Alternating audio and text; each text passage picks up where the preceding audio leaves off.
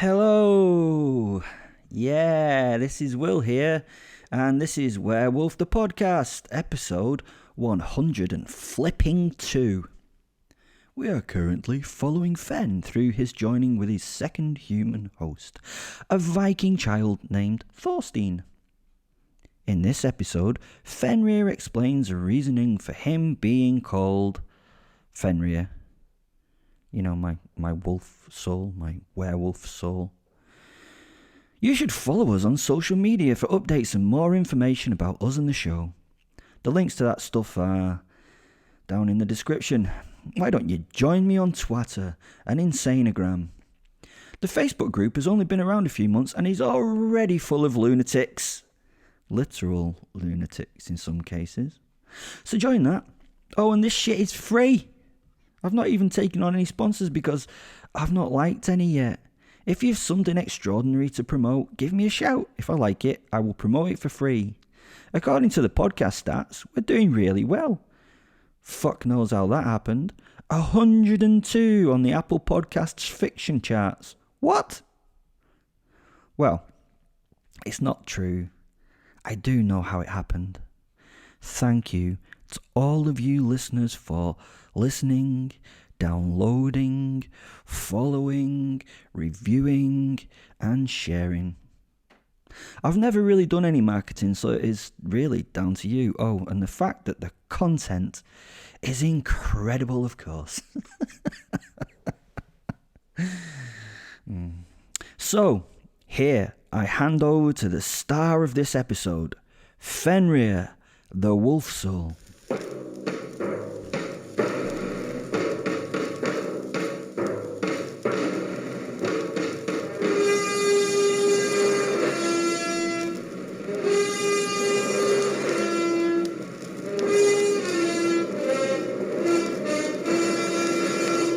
I am Fenrir, a wolf soul that has befriended Will and become part of him to allow us to become the werewolf and the wolf when required.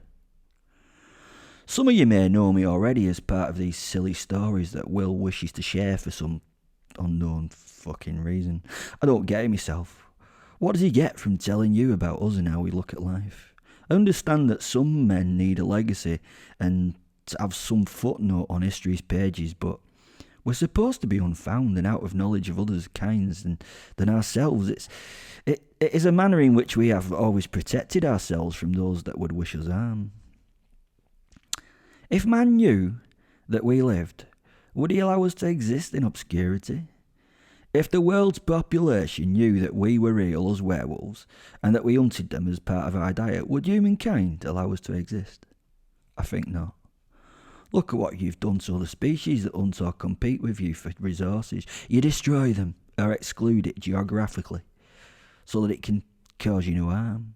I will not go into a rant on your species here, as that has been attended to before in many other episodes of this fallacy which Will lives so much.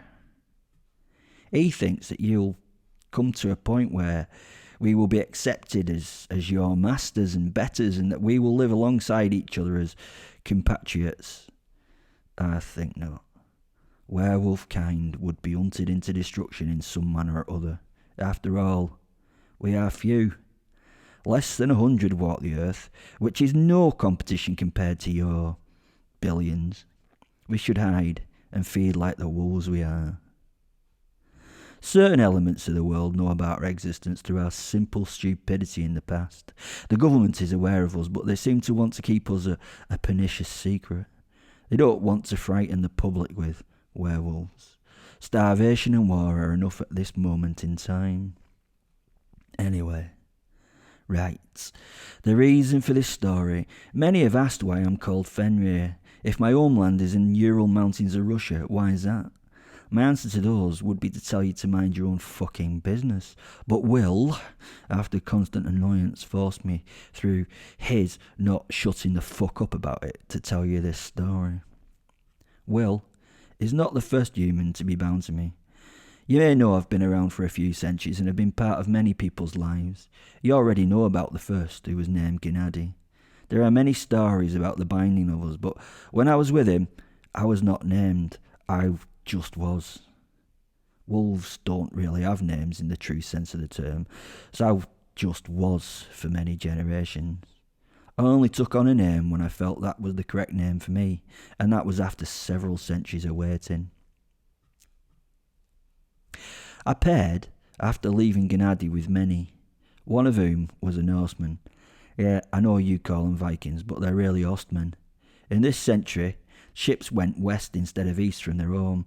For too many decades the Norse had travelled east to Russ and further to raid and trade with those found there.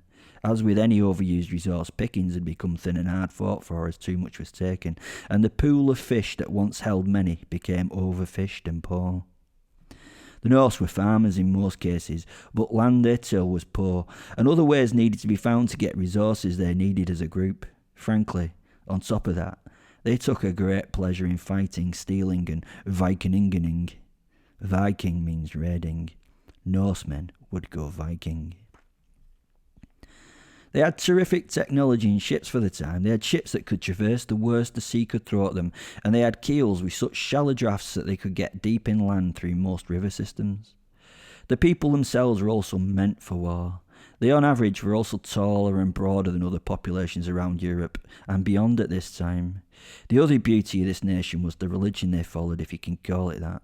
It was all about respect and strength, a true meritocracy where the strong were seen as those worth respect. They did have the idea of the Drenger. A Drenger is a stone column that stands out at sea. It faces all that nature can throw at it and still stands. If it had consciousness, it would know that it would be only able to do this for a short length of time, but it did it anyway. The Vikings believed their people should be like this, that they should be able to stand against all thrown at them and suffer, but win as frequently as possible until failure. It was okay to fail in their eyes of this society, as long as you fought hard. I loved that. And it is what is missing in this century, where many people expect the world to give them safe passage. They fear stress and suffering, not knowing that it will make them a better person in the end. This time was my favourite time in all history. I'd found a genuine soul to bind with at this point. Many cannot deal with a binding, they break, but when you find the right soul, it blossoms when coupled with mine. I found a young child at the time. His name was Thorstein. His stories will come, I'm sure. I'm getting this now. Why would Wil want to share? This is stuff you should know. You should know there's more to the world than your government and masters prescribe. So, having berated you with the knowledge you did not need to know, let me get on with the reasoning for my name, Fenrir. There are many gods in the Norse religion, and they're more human than gods in their manners. They make mistakes. They're not perfect beings. They're powerful, but they do not only do wonderful things or have the pretense of doing just wonderful things, they also do shit things. That's why I delight in them. They are only stories to me. I do not need to put faith in anything, but I think a good story can be the best teacher in its lessons. I am Fenrir because his story resonated with me. Loki was one of the Norse gods, and he was known to be a trickster, selfish and cruel. He found pleasure in doing unpleasant things and pitting others against each other. We're told that he was the son of Odin, but the reality is that he was not the son of Odin. Often, Loki is weirdly named Odin's friend, and as Odin's friend they had a lot in common, being the only oath-breakers in the Norse pantheon of gods. His actual father was Farbauti, an ice giant, or an anti-god as we should know them. These anti-gods were known as the Jota, more on that later. Loki's mother was a goddess Lofi. He had two brothers who are of little interest to me, to be honest. So go find out about them yourselves if you want any more knowledge. Loki was married to a beautiful goddess, Sigyn, in time himself, who bore Nari and Vali, two sons. Loki was something that, as a word and a description, I feel has so much power. He was a total cunt. He took so much pleasure in the misery of others. In falsehoods and lies he found fun. In causing strife in the worlds he found his most joy. However, all these things were done with the idea that they were done in fun, and not as an outcome, but as a process to stir the world into action. Loki being more human as a Norse god when he cheated on Sigyn, his first wife with Angrboda. He had 3 children with what we call the ice giants in the modern age. They weren't ice giants in the original sagas, but the anti-gods. Somehow they've been changed to the ice giants in this day and age. Maybe we've not, once acknowledged them as anti-gods, who knows? In the sagas they were the size and shape of the gods, just chaotic in nature. His 3 children were a mashup of horrors. Odin thought that they would be a source of trouble in the future and in the world, so he gathered them to deal with them in one place. El was a girl who was half dead and half alive. Odin cast her into a place that we would call the Land of Mists. In the sagas it's called Niflheim. Odin, not beyond playing the tricks for himself, which probably made him value Loki, played a trick on her to get her to take residence there. He told her that she would have mastery over the 9 worlds, but could not visit them. Once there, she found that her only mastery was on those that she had to take from other worlds, those that died poorly in Viking eyes.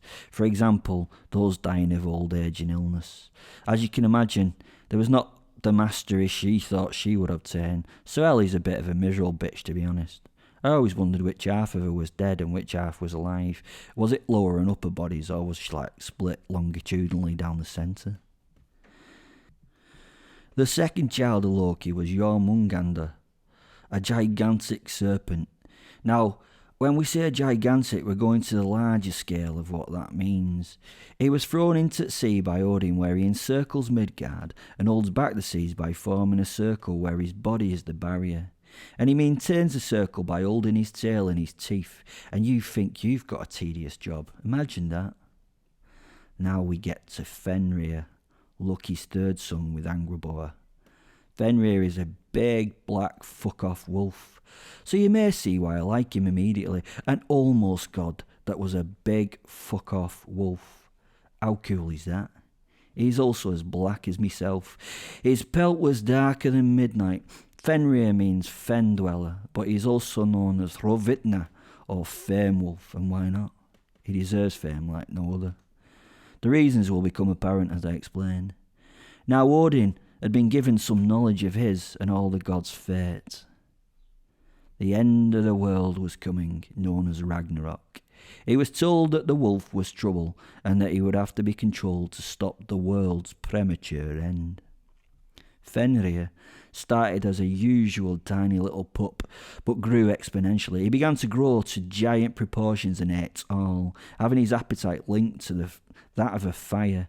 As in myself, when he was first brought into the world, he was somewhat innocent and sweet. He trusted those around him, that they would care for him. He was very wrong. As he grew, the gods worried and got stressed while pretending to be kind and loving just in case he kicked off. Only Tyr, the bravest of them, would now feed him because of the fear he generated in him. When he got to a size that scared Odin, he ordered that the wolf had to be bound. When they told Fenrir that they would tie him up, he wondered why. He did not understand why they would want to take away his freedom, and none of the gods could explain, except Odin. Odin told him it was a test to see how strong he was, and that he would get great fame if he broke the bonds that held him. The first fetter was called Leding, and was extremely strong, but Fenrir looked at it and thought it would be easy to break, so he let them bind him. When they'd finished tying the giant wolf, the gods sat back and thought they'd done a marvellous job, and that he would not offer any more problems. Fenrir, however, smiled, thinking that this was his moment to escape, and kicked one rear leg with little effort, tearing the chain to pieces and shocking the gods, who feigned excitement and wonder at his escape. From this point, Fenrir went on feeding and growing, and the gods were getting increasingly worried that he would soon become an issue, so another binding was ordered. This one was Dromi, and it was promised as the strongest chain that the worlds had ever made to date. Fenrir was asked to test his strength against this fetter, and at first he did not want to, but was convinced by the manipulating gods that if he could break the strongest chain ever made, that he would gain much fame. Much fame would bring him many friends, which he did not have, as all feared the giant wolf except Tyr. Lonely Fenrir wanted to have friends and company, so he looked at the chain thinking that he could probably break it, but got the gods to promise that if he could not, that they would let him go. They bound him and encircled him while the giant wolf struggled to rid himself of the tie. When it looked like he was beaten, the gods became self-congratulatory and merry. They celebrated the fact that he was stuck. This pissed off Fenrir, who went to vast lengths to break the chain. When he eventually did, to the horror of the gods present, they again congratulated the wolf, telling him how incredible he was and how his fame would spread. But Fenrir had an idea that the gods were not being truthful. So he went along with their nonsense. His mind always changed about their fairness and their trustworthy natures. Odin himself was now frightened. He was frightened that the strongest chain he could possibly find could not defeat the wolf. What would he do? He could never bind the wolf to stop him from bringing about the end. He also could not change fate by killing the wolf. So what could he do? After discussing the problem with the other gods, he realised that just because it had been the strongest fetter didn't mean a stronger one could not be made. He sent word to the dwarves, asking them to make something that could bind Fenrir. The dwarves were true masters of engineering and knew that they would have to imbue the constraint with more than worldly materials, so they added 6 further ingredients to Gleipnir, the new binding, to make it more potent than any before. They added the sound of a cat's footfall, the beard of a woman, the roots of the mountains, the sinews of the bear, and the breath of the fish, the spittle of the birds. They created a ribbon. It was just that. It looked like it was made from a strand of silk and would have no strength compared to those that Fenrir had already broken. The gods summoned Fenrir to an island where they tried to convince him that he should test himself against Gleipnir. He remembered his last escape and how gods had acted when they thought he could not get free, so he was pretty unsure. Also, the band that they offered looked weak and pathetic, so what fame would he gain from breaking such a weak-looking thing? It looks to me that with this ribbon as though I will gain no fame from it. Even if I do tear it apart, it is such a slender band. But if it is made with art and trickery, then even if it does look thin, this band is not going on my legs, he told the gods. The problem was, Fenrir was not used to flattery, and the gods flattered him. A wee bit of peer pressure helped as well, as the gods changed tact and agreed that it looked paltry compared to Dromi and Lipnig. So if it could hold him, he deserved no fame, and they would not be scared of him anymore, and they'd release him. Fenrir was still relatively innocent. If you bind me so that I cannot release myself, then you will be standing by in such a way that I should have to wait a long time before I get any help from you. I am reluctant to have his band put on me, but rather than that, you question my courage. I tell you what, let someone put his hand in my mouth as a pledge that this is done in good faith, Fenrir asked. As you can imagine, none of the gods wanted to lose an hand, so they all refused, and Fenrir laughed at them and was about to tell them to fuck off when Tyr, who was nice to Fenrir, came up. He had treated Fenrir well, and he knew he would have to do it to delay Ragnarok. So Tyr offered his hand to the wolf as he was bound. Fenrir admired Tyr, so he gently held Tyr's hand as he struggled to escape from Gleipnir. The struggling that Fenrir did caused the binding to get tighter and tighter, and the gods found his struggles really funny as they laughed and made mirth at his failure to escape. Tyr knew what was coming, but bravely held his hand in the wolf's mouth just as he promised, not wanting to show weakness by removing it from the wolf's grasp, which he could have easily done.